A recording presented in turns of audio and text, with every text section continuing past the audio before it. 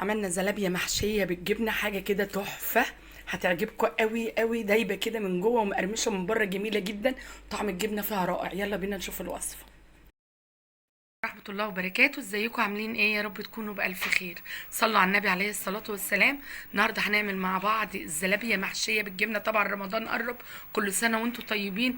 بنبقى محتاجين حاجات حلوة كده دايما يعني على سفرتنا. هنعمل مع بعض الزلابية المحشية بالجبنة. الحقيقة انا شفت ناس كتير عاملاها، بس مش مصريين تقريبا، ناس يعني من الشام، يعني تقريبا حبايبنا الشوام.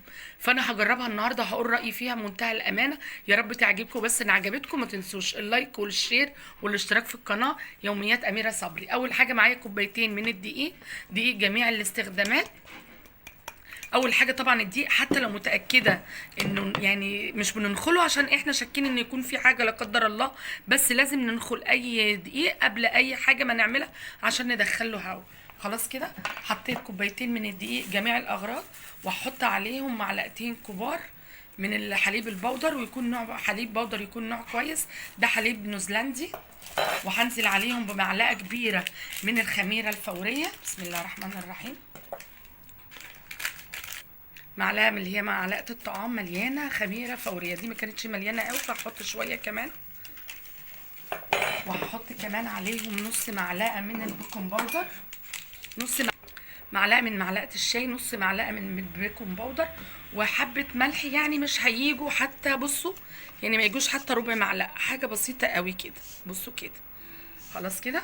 وهحط معلقتين كبار من الكاستر، ممكن نشا، بس الحقيقه انا عايزه لون، يعني عايزه لونها يبقى لون اصفر. الوصفه دي بيحطوا لها ممكن بودره زعفران، في ناس بتحط لها كركم، انا مش حابه الصراحه ريحه الكركم في العجينه. وفي ناس بتحط اللي هي بودره الزعفران، متهيألي دي تبقى انسب حاجه. وده كاستر ففيه لون اصفر شويه، فهيدي العجينه بتاعتي لون اصفر شويه. ولما اداش اللون اللي انا عايزاه هقول لكم انا هعالجه بايه، يعني اخلي العجينه لونها اصفر ازاي. دول معلقتين من الكاستر، وممكن نشا زي ما اتفقنا. حط كمان معلقتين كبار من السكر. هو بيحطوا سكر حبيبات، بس انا حابه ان انا احط سكر بودره عشان ما ياخدش وقت في يعني واحنا بنعجن وكده، عبل ما يدوب هياخد وقت اطول متهيألي. معلقتين سكر بودره. الميه بقى لازم الميه تكون دافيه عشان الخميره تتفاعل. طب كميه الميه قد ايه؟ في نفس الكوبايه تقريبا اللي احنا هنعاير فيها الدقيق، هي اللي هاخد منها اعجن العجينه. الميه تكون دافيه. طبعا الميه زي ما اتفقنا بيرجع من دقيق للتاني، فبصوا اي ميه تحطيها حطها كده ايه، يعني شويه بالراحه شويه بشويه لحد ما نشوف العجينه بتاعتنا، لان زي ما اتفقنا الدقيق بيختلف. بصوا بقى، عايزه اخليكم بس قربوا كده شويه. بصوا العجينه لونها اصفر، انا مش عارفه هي باينه الحقيقه ولا لا.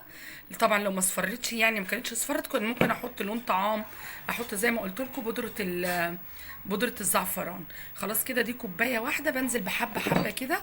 انا حطيت شويه معاكم اهو لحد عجينتك بس ما لا تبقى طريه قوي ولا لابسه قوي. هي اللون كده يعني شايفاه اصفر، بس مش الصفار اللي انا عايزاه الصراحه. انا عايزاه لونه يكون مصفر شويه عن كده.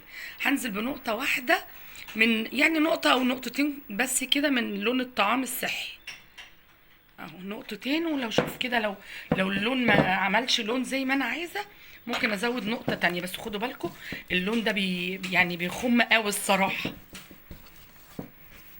عجنت العجينه بتاعتي لحد ما، بصوا العجينه لا هي طريه قوي ولا ناعمه قوي ولا طريه قوي ولا ناشفه قوي.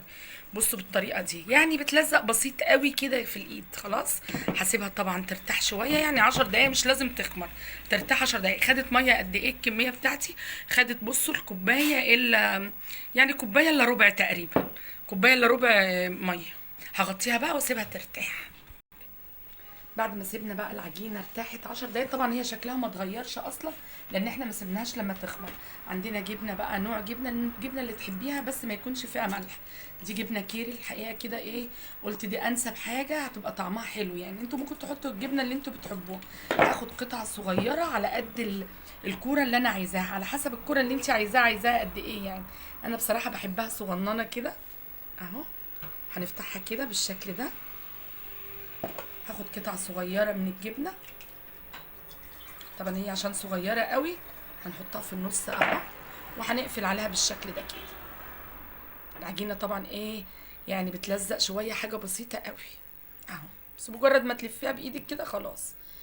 بصوا طبعا قطعه الجبنه جوه، هنعمل واحده كمان، وعلى صينيه جنبنا بقى هنعمل الكميه كلها بالشكل ده. هناخد كمان واحده حته صغيره،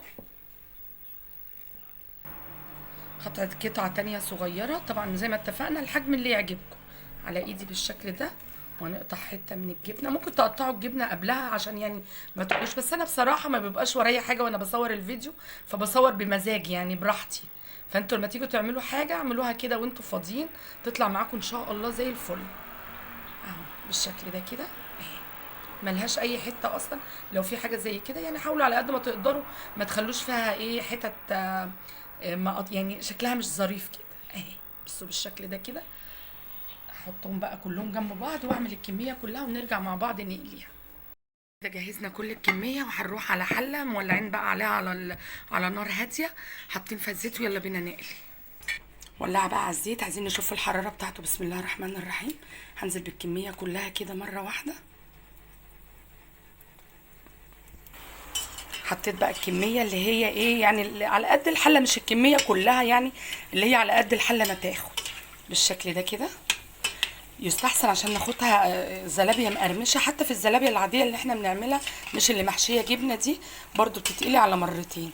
اقلب بس كده شويه على نار هاديه واطلعها قبل ما تتحمر قوي. هطلع بقى اللون ده كده حلو قوي. احنا بنحمر عن كده شويه بس عشان تدي قرمشه. هنعملهم كلهم بنفس اللون وهنرجع بقى نحمرهم تاني. بعد ما قلينا كل الكميه بالشكل ده لسه لونها بصوا فاتحه خالص. طبعا احنا بعد ما يبرد تماما هنرجع بقى ايه نقليه تاني قليه تانية عشان يديله القرمشه. بعد ما بردت بقى خالص هننزل في الزيت بتاعنا تاني علشان نكمل قليتها وفي نفس الوقت تتحمص شويه. خدوا بالكم بقى القليه التانية دي لازم تكون النار هاديه جدا، ويكون الزلابيه بتاعتنا تبرد خالص، لانها لو النار مش هاديه اولا هتتحمر بسرعه وهتفضل طريه من جوه. خلاص كده. والتقليب بقى بالمنظر يعني ايه على طول على طول كده اهو. طبعا لو حاجه اوسع شويه هيكون التقليب معاكم اسهل يعني اهو بالشكل ده كده لحد ما ياخد لون على الهادي. بصوا كده خلاص قرب ياخد لون. طبعا التحمير عايزه تفتحي تغمقي براحتك، هو لسه كده هيتحمر شويه. شربات، انا نسيت اقول لكم على الشربات في اول فيديو. كوبايتين سكر عليهم كوبايه ميه على عصره ليمونه ولعوا عليهم. بعد الغليان ب10 دقائق تقدروا تشيلوا الشربات من على النار، بيبقى الشربات تقيل بالشكل ده. بس بما اني عندي بقى شربات من وصفه قبل كده يعني، فبصراحه ما عملتش الشربات دلوقتي. شربات تقيل يعني زي اللي بنعمله للكنافه والقطايف. حلوه قوي اللون ده كده. بسم الله. نطلع على طول على الشربات بتاعي. ممكن انتوا لو مش حابين تحطوا ترش عليه سكر بودره، مش حابينه مسكر قوي، ممكن تطلعيه بقى وتحطي عليه اللهم صل على النبي، تحطي عليه سكر بودره. هنقلب بقى كده شويه كده على طول يا دوبك تقليبه كده، ونخرج بقى الزلابيه بتاعتنا. طبعا انا عندكم لون تاني متحمر شويه اهو، ده يعني بصراحه هم حابينه عندي، بيحبوا الحاجه متحمره قوي كده. خلاص فانت ممكن تطلعي اللون ده او اغمق شويه براحتك بقى. خلاص خلصنا لقمه القاضي او الزلابه او العوامات بقى، سموها زي ما تسموها. خلصناها. ممكن نزينها بفستق حلبي اللهم صل على النبي، باي نوع مكسرات عندك، او جوز الهند. عندي شويه مكسرات كده هنزل عليهم رشه حلوه كده اهو. ده فستق بندق تقريبا محمص، ده اللي متوفر عندي حاليا. ممكن تزينه باي حاجه يعني. خلاص كده عايزه بس تقربوا شويه كده. نفتح واحده كده. بسم الله الرحمن الرحيم. جوه نشوف شكلها عامل ازاي. بصوا بقى الجمال، حلوه قوي قوي قوي بصراحه، تحفه طعم. انا دقت واحده والله واحنا بنشتغل، عايزه انقي واحده بس محمره اكتر، حاسه ان المحمره تكون احلى. في حاجات على فكره انا ما حشيتهاش وفي حاجات حشيتها. طبعا عايزه بقى يشرب سكر اقعديه في السكر اكتر من كده. بس الموضوع لذيذ جدا، طعمها تحفه بجد، هتعجبكم. لو عجبتكم ما تنسوش اللايك والاشتراك في القناه. شكرا ليكم، السلام عليكم.